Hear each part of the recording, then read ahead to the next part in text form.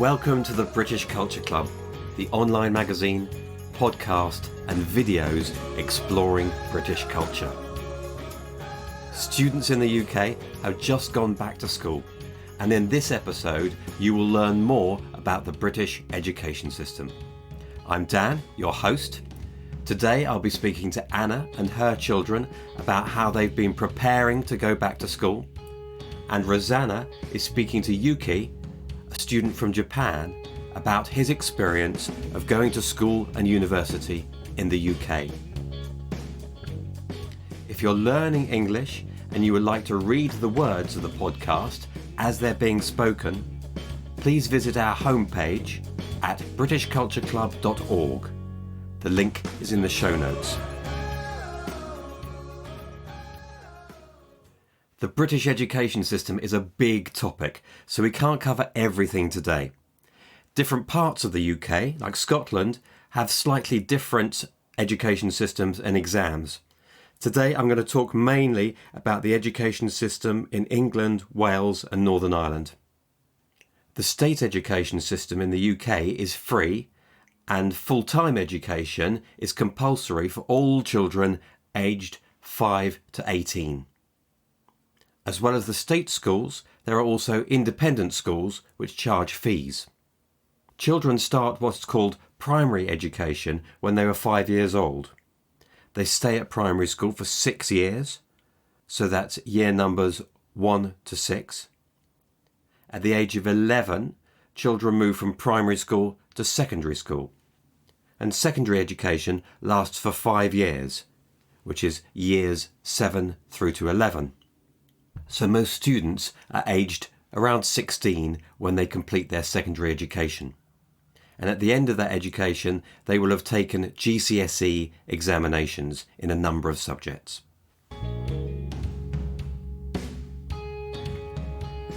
I spoke to Anna, whose children have just gone back to school, about their schools and how they had to prepare for the new term.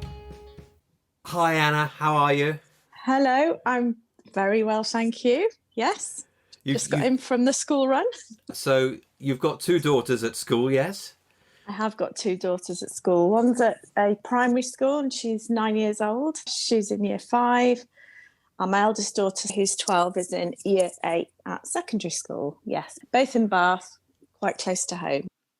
So has your eldest daughter had to choose her subjects yet? No, she hasn't yet had to choose subjects for GCSE. That will be in her next school year. So she's currently in year 8, nearly 13. She's still covering quite a broad range of subjects at the moment. And then she'll be choosing GCSE subjects next year. Yeah, I see. So how did they feel about going back to school? They were both ready to go back. They were missing their friends and they were, I think, ready to get back to a bit of a routine and a bit more structure.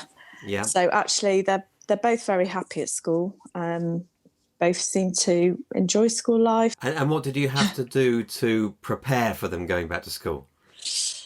So in terms of what we had to get sorted really at home, we had a lot of information sent over from the schools. So yeah, it was going through all the stationery bits and pieces they needed.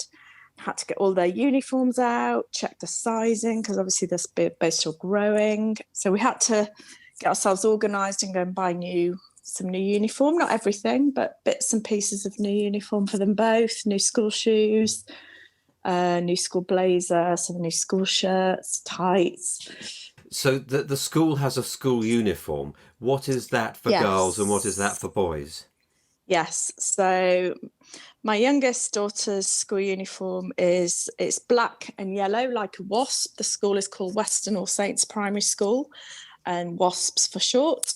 So it's a yellow polo shirt, and for her it's a black skirt, black tights or socks and a black cardigan. And then for the boys it's the same yellow polo shirt but with black shorts or black trousers and a black jumper. So it's a WASP look. I see. And then my eldest daughter is at senior school. It's navy, white and grey. So she has to wear a shirt and tie, a white shirt, a blue and white stripy tie, navy blue skirt, black tights, black shoes, and then a navy blue and white blazer. So yeah, 2 sets of a very different uniform to get sorted and in the right size as well in time for September. Mm-hmm. And then Great. they have different sports kits as well, in shorts and PE tops and that sort of thing, and trainers for PE for sports. I see. So the main things Yes. were stationery, school Stationery. uniforms, and sports kit. That was really the main things, yes. Calculator for my eldest for senior school. You don't need those at primary school, but at maths at senior school, you start to use the calculators. Oh, and Okay. also, actually, not forgetting the very important drinks bottles. Drinks bottles seem to be one of the most important things for pupils at school these days, to have the latest fashionable trend in drinks bottles. So, yeah, that as well. That as well. Great. Okay, thanks, Anna. That's fantastic. You've given us the parents' view of going back to school. So let's speak to your children and see what they think. Hello, how are you? Good. Good, good. Were you looking forward to going back to school? Yeah, but I also wasn't looking forward to do some of the work, but most of it I was excited to do. Okay. And which year are you in? Year 5. Year 5. And that means that you're in primary school, is that right? Yeah. Yes. And which subjects do you like the most? Probably creative writing, Yeah. English, and PE. Ah, excellent, excellent. Thank you very much. You're welcome. And now we'll speak to Anna's daughter, who's at secondary school. Hello, how are you? Good. Good. And you've just gone back to school, yes? Yes, we started a couple weeks ago. I see. And were you looking forward to going back to school? Mostly, yeah. Yes. What were you looking forward to when you went back to school? I was looking forward to seeing all of my friends. And I was looking forward to doing more of the exercise in PE and dance. I see. And so which subjects do you do at school? We do most of the subjects. We do a lot of practicals, what's more technology, and then PE, dance and drama. And then we do more of the ones where you sit down and writing, what's more English, maths, religious studies and science and things like that. I see. Okay. And what's your favourite subject? My favourite subjects are probably music, PE and English. That's great. Thank you very much. Thank you.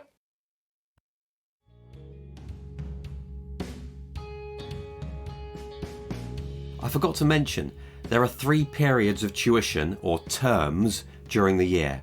The first runs from September to December, the second from January to April, and the third from April to July.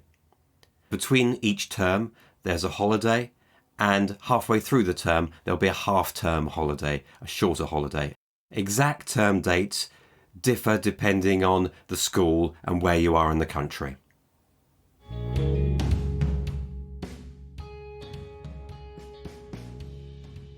You might hear a school referred to as a public school. Well, this is actually a fee-paying secondary school, which can be confusing. Why are these fee-paying schools called public schools? Well, I looked in the Oxford English Dictionary, and the first reference to this was in 1580.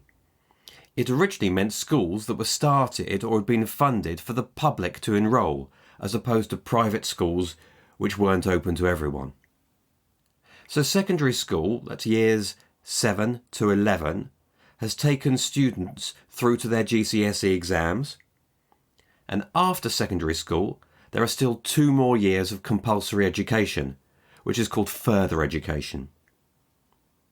These 2 years are years 12 and 13, where students will be aged 16 to 18.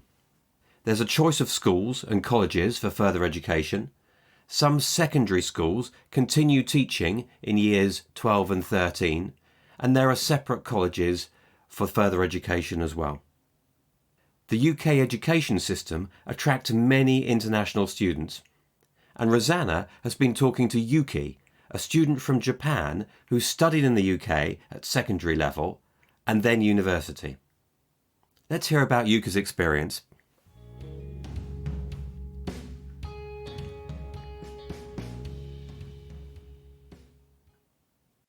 Hi Yuki, how are you? Hey, I am good. How are you? Yeah, I'm doing well. Thank you so Nice. much for agreeing to talk to us today. That's right. We're going to talk about the experience of being a student here in the United Kingdom, and you're going to tell us all about your experience. So you're obviously all the way in Japan at the moment, and that's where you're from. Yep. Why did you or your parents decide for you to come to school here in England? So it was actually, I really loved English. I think I really wanted to come to, I wanted to study in English. I wanted to come to English speaking countries. And it didn't have to be the UK, if I'm being honest. It didn't have to be UK, but it was lucky because my high school that I was in Japan, they had this like sister school kind of relationship with the school that I went to in the UK. So I was like a exchange student. And so that's how it ended up being the UK. Yeah. Mhm. So you went to a school in the south of England at what is known confusingly in England, it's known as a public school, but actually public schools here are independently owned private schools versus a state school, which is owned by government. And I know that sometimes confuses people when you explain that to Very them. true. Yeah. So Okay. what did you have to do, or what does a student have to do in order to get into a school like you were at, so a public independent school? So I had to do the exam in Japan in my school. But I think people around me who came from different countries, I think they needed to do the exam, to get into the school.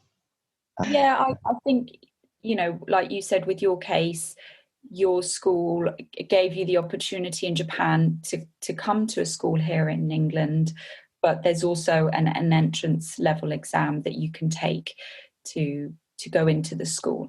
And did Yeah. your English have to be a particular level for you to be accepted at the school here in England?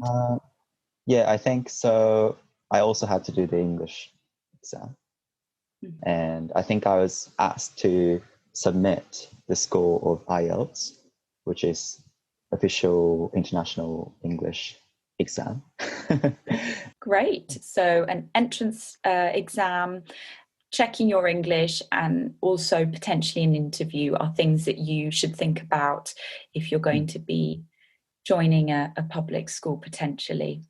So tell me, how did you find the experience? What was it like coming from Japan to England and being part of a school here? It was so interesting. Firstly, honestly, I loved English, so I was studying a lot in Japan. But the first day, I still remember, I just couldn't understand what was going on.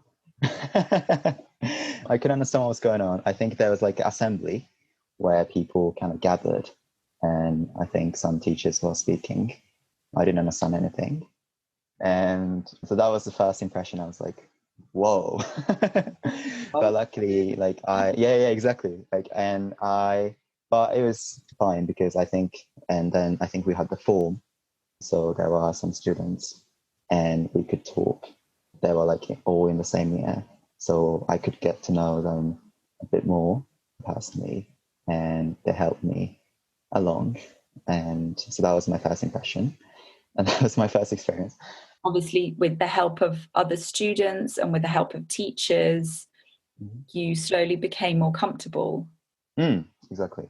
And so the more I get used to it, and I think the thing I felt, and probably the difference between Japan and the UK is definitely like in Japan, students tend to be quiet in the class.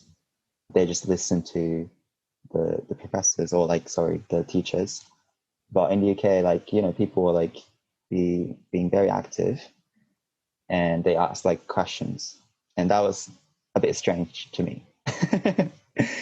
I really like talking with teachers. So I was doing it in Japan, but like normally you don't really say much during the class in Japan. And so yeah, like seeing that was like very, very interesting. It's a bit different.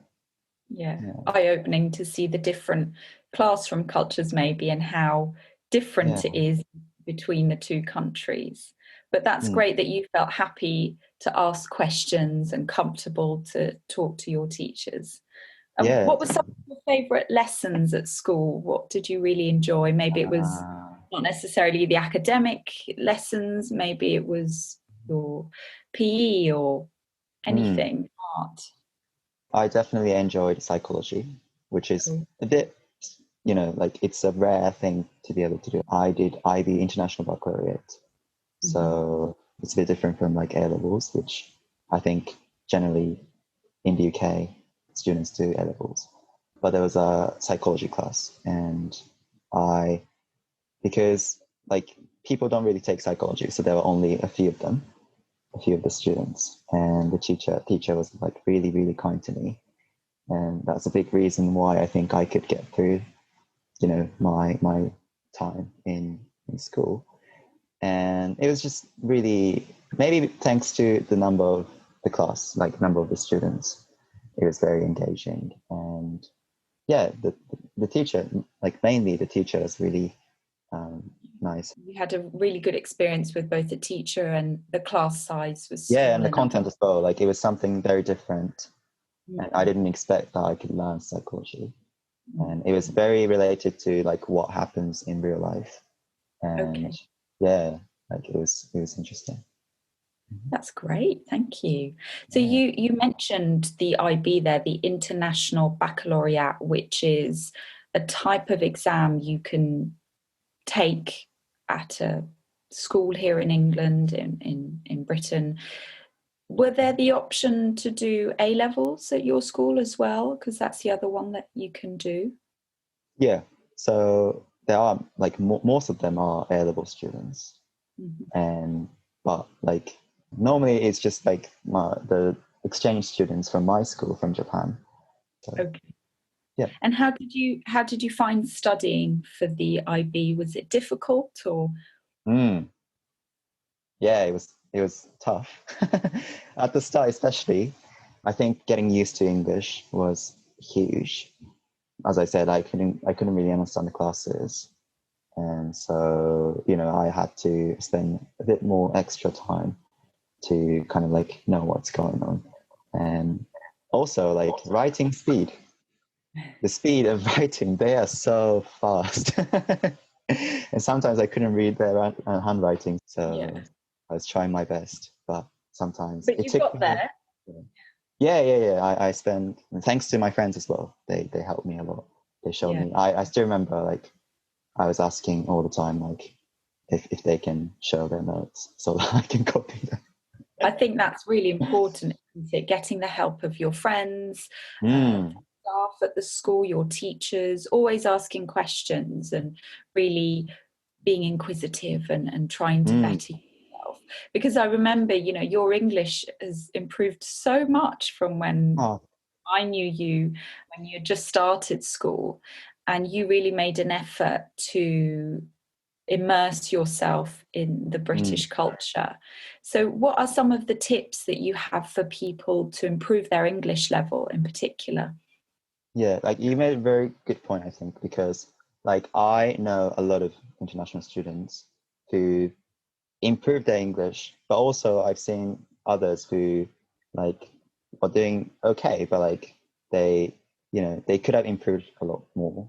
And I think the difference is really like about how much you put yourself in the environment of like British people or like people speaking English, because like the more you practice, obviously the more you get better. And it's also like the relationship with them as well. Even if you can't speak English, it doesn't necessarily mean that you can be friends with them. Like you need to spend a good amount of time to get to know them. I think like if you can, like getting used to British English is helpful. Although it's gonna come with time. I remember like I really liked British accent. But because when I was in Japan, I think American accent is more of like a general English accent. You can sometimes find like American TV shows broadcast in, but you don't really find many British ones. Yeah. It's different now because now you can have access to Netflix or Amazon Prime, and so you can choose. But at the time, I was more used to American English, and so maybe that might be another reason why it took a bit of time for me to understand. But it's going to come with time. Yeah, that's a really good tip, is expose yourself to various different accents, because even if you were to just listen to British English and a British accent, that then stops you when you visit other countries. So listen to American English, or different types of accents will just help improve your English language skills overall. So that's definitely a great tip. So you're now at finishing university. You went to University College London, and that was a good experience for you. How was all of that? How did you find it? I loved it. I loved it. It was a lot of new things. I've never imagined some of the things that I started during the time at UCL. One of them is going to be breakdance. I studied breakdance at university. I actually wanted to do it a bit before entering university, but I didn't have an opportunity. But because I was in London, or there was a society I could join.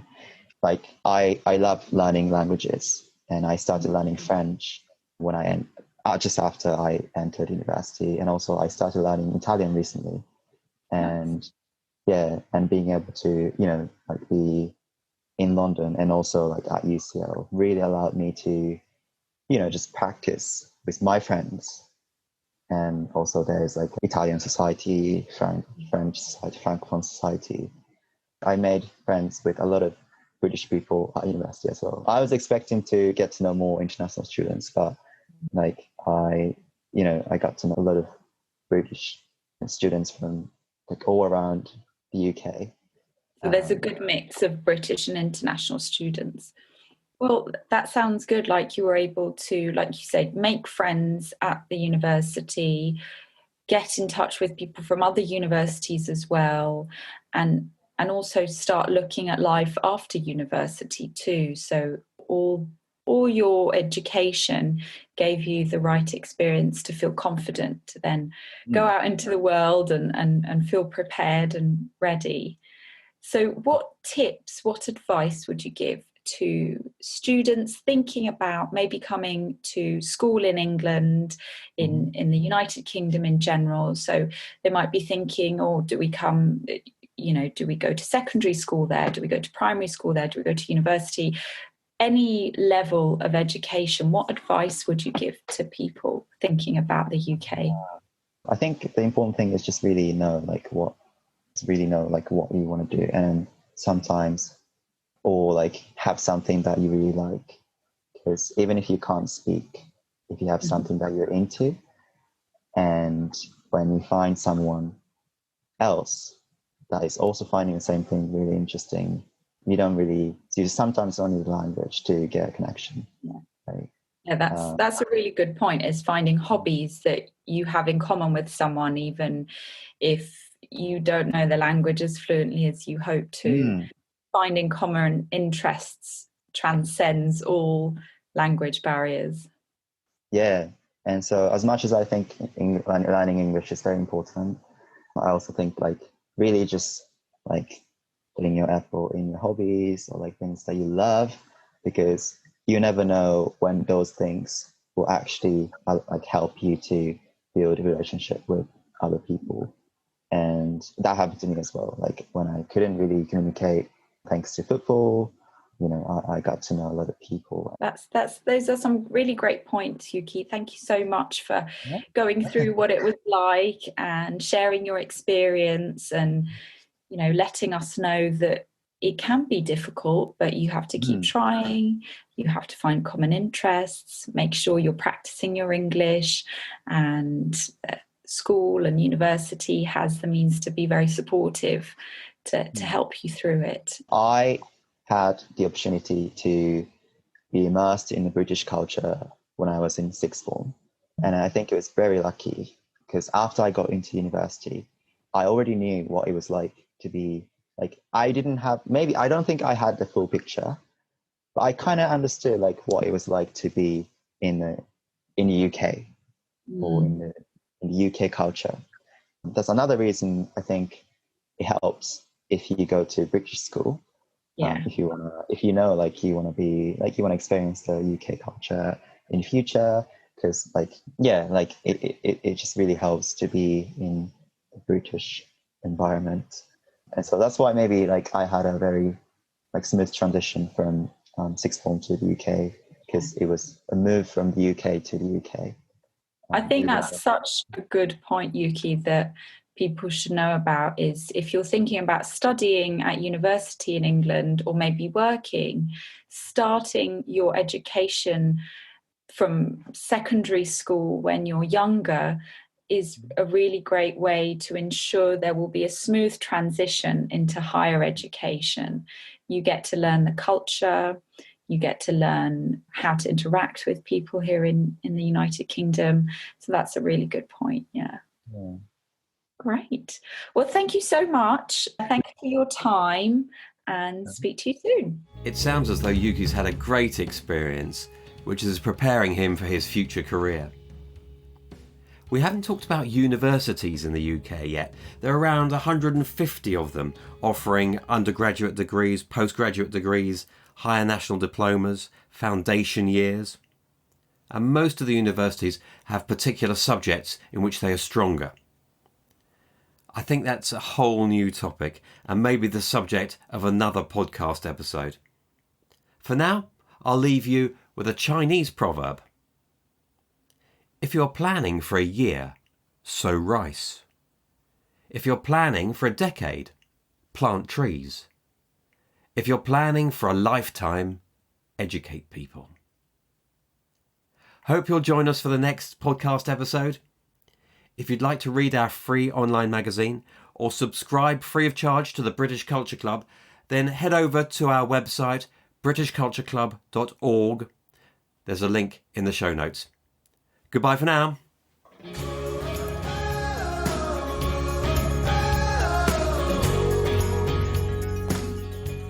This podcast is a Languages United project. Languages United is a British Council accredited language school, teaching English in their school in Bath and online. Their lessons improve your English skills and your understanding of British culture. If you need to improve your English for a UK visa application, Languages United provides preparation courses for the UK VI approved English exams. Follow the link to the British Culture Club homepage in the show notes below to find out more.